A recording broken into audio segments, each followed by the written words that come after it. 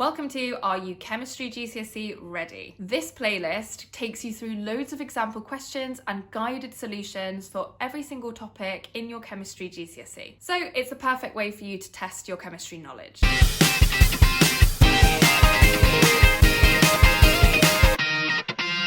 If you feel like you need a quick review or you just want the ideal revision companion for these videos, then make sure to download my free chemistry GCSE revision notes. I've linked them in the description below. Or if you're ready, let's dive straight in. Okay, alkanes and alkenes. So are alkanes reactive?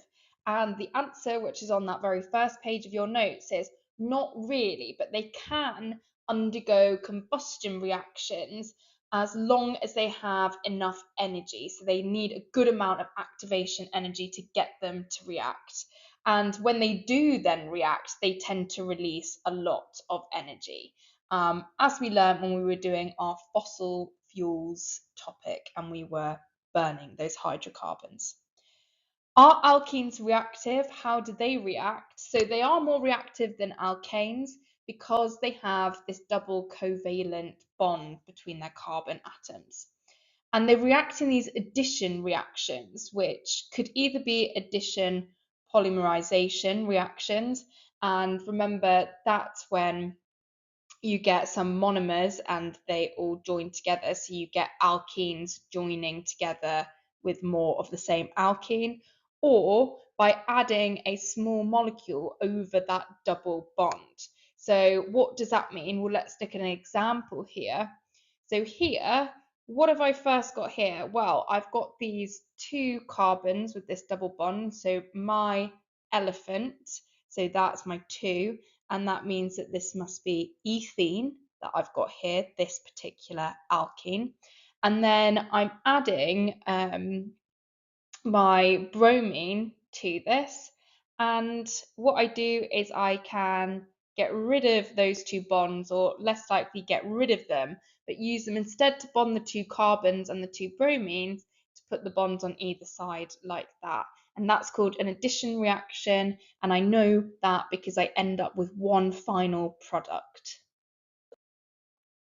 How do alcohols react? So they can either be oxidized by carboxylic acids, or they can react with carboxylic acids to form esters.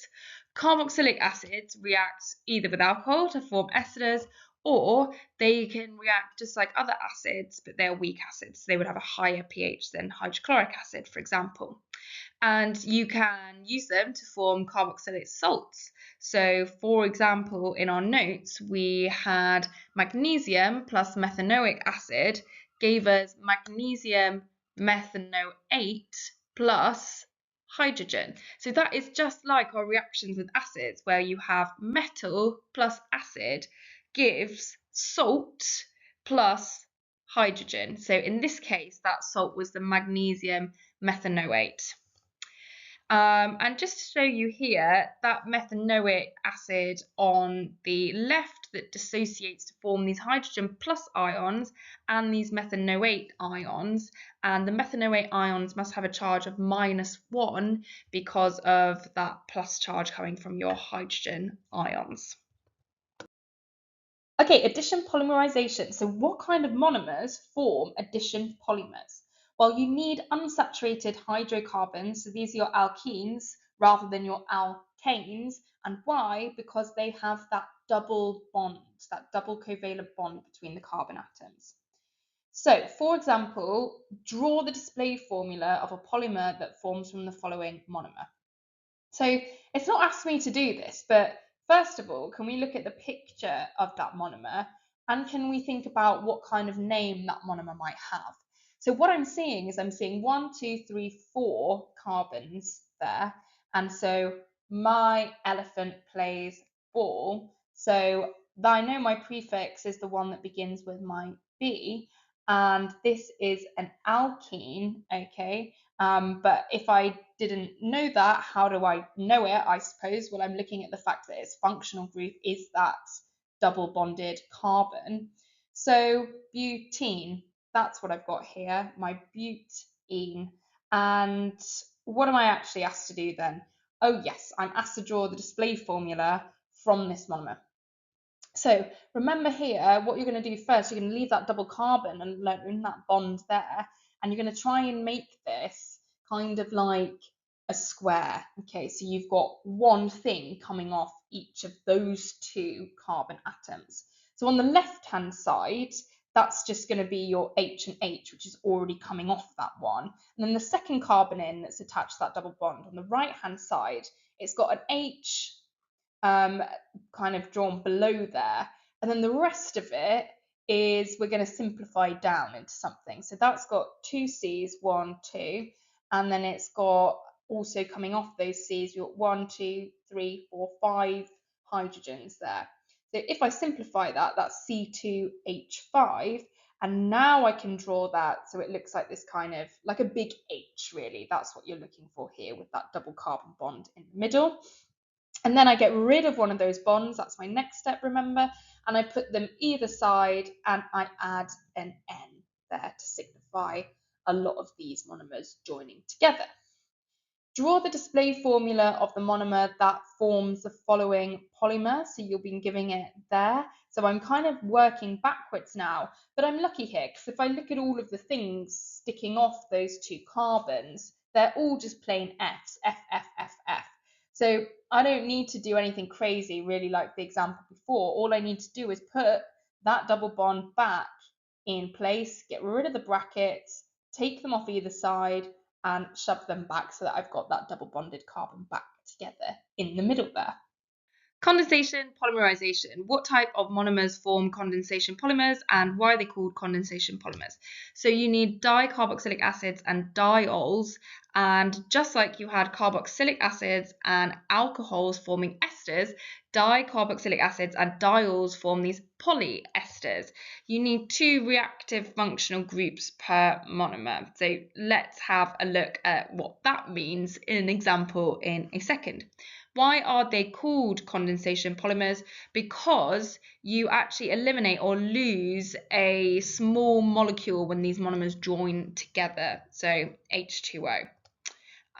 Water is a small molecule. Draw the polymer that forms from the following monomers. So on my left there, I can see that that is a dicarboxylic acid. Why? Because I am spotting in it that I have the functional group of a carboxylic acid, COOH, and I actually have two of them, one on the left and one on the right, so hence dicarboxylic acid. Then on the right there, I know that's a diol because I've spotted that functional group of alcohols, HO or OH. And again, I've got two of them, one on the left and one on the right, so diol. And these are my two reactive functional groups per monomer. They both have two of those functional groups. So how do you actually draw this? Well, remember, you take off the OHs from your dicarboxylic acid on both sides, but for your diol, you take just the H's off from both sides, and then you join that chain together, just like that. Make sure you put your brackets and your N round the side like that. And if you think about it, from my dicarboxylic acid, I lost 2 hydrogen and 2 oxygen.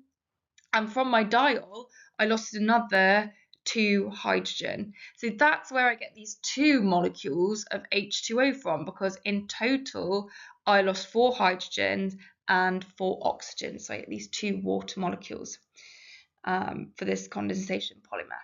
Just before we go into the tips and tricks section, if you do want some extra advice to getting that grade 9 for your GCSE, then why not download my free 20-minute exam success guide? Just click on the link in the description below. I'm going to give away all of my best advice and secrets, and completely for free, so why not? Tips and tricks for the section. First to say, we've gone through a few of the kind of explanation-y, figuring out style questions in this video there, but there are other things that you'll need to learn off by heart from your specs. So make sure you check those mind the gap bits. It could be, for example, the pros and cons of different ways of disposing of polymers, whatever it is, make sure you've learned all of those as well.